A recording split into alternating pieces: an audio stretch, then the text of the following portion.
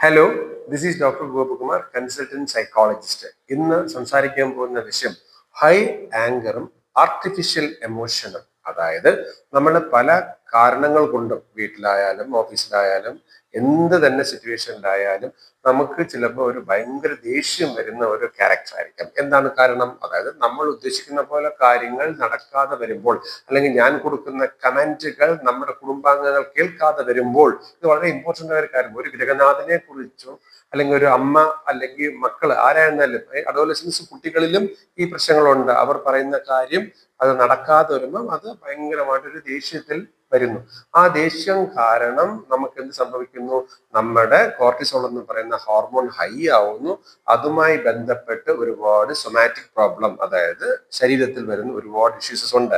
എന്തൊക്കെ? Neurological issues വരുന്നുണ്ട്, blood clotting tendency ഉണ്ടാകുന്നുണ്ട്, ഹാർട്ടുമായി ബന്ധപ്പെട്ട പ്രശ്നങ്ങൾ ഉണ്ടാകുന്നുണ്ട്, വയറുമായ പ്രശ്നങ്ങൾ, മൈഗ്രെയിൻ പ്രശ്നം, അതങ്ങനെ ഇഷ്ടം പോലെ ഉണ്ടാകുന്നുണ്ട് അല്ലെ. അപ്പൊ അതിനെ എങ്ങനെ നമുക്ക് ഒരു തന്ത്രപൂർവ്വം മാനേജ് ചെയ്യാം എന്നുള്ളതാണ്. അതായത് നമ്മളൊരു എമോഷൻ നമുക്ക് കിട്ടുമ്പോൾ, അതായത് ടോട്ടലി ഒരു 100% ആ എമോഷനെ എമോഷണലായിട്ട് തന്നെ എടുക്കേണ്ട കാര്യമില്ല.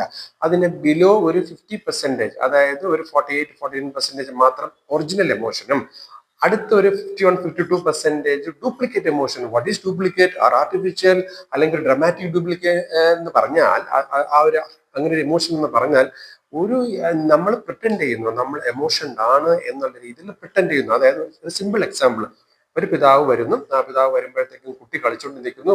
പിതാവിന് ഭയങ്കര ദേഷ്യം വരുന്നു.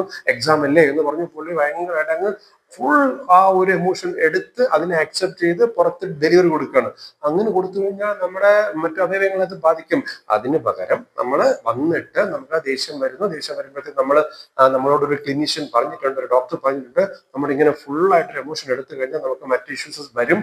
അതുകൊണ്ട് നമ്മൾ എന്ത് ചെയ്യുന്നു? ഒരു 45-48% ഒറിജിനലും ബാക്കി ഡ്യൂപ്ലിക്കേറ്റും നമ്മളൊന്ന് ഡ്രമാറ്റിക്കലി ഒന്ന് ആക്ട് ചെയ്തോളൂ. പിതാവ് ഭയങ്കര ദേഷ്യത്തിലാണ് എന്നുള്ള രീതിയിൽ how people are acting in the cinema അങ്ങനെ മനസ്സിൽ വിചാരിച്ചാൽ മതി.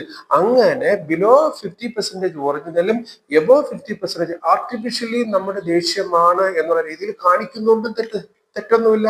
കാരണം എന്ന് പറഞ്ഞു കഴിഞ്ഞാൽ നമ്മളെ ബുദ്ധിശം എന്താണ്? നമ്മളെ കുട്ടിയെ പഠിക്കാൻ വിടുക അല്ലെങ്കിൽ പഠിക്കാൻ പോകാൻ പറയുക, അത്രമാത്രം. അങ്ങനെ നമുക്ക് വളരെ തന്ത്രപൂർവ്വം ഈ ഒരു സിറ്റുവേഷനിൽ നിന്ന് നമുക്ക് പുറത്തു വന്ന് വളരെ ആരോഗ്യമായിട്ട് മുന്നോട്ട് പോകാൻ സാധിക്കും. അങ്ങനെ ആങ്കർ മാനേജ്മെന്റ് ചെയ്യാം. Thank you very much.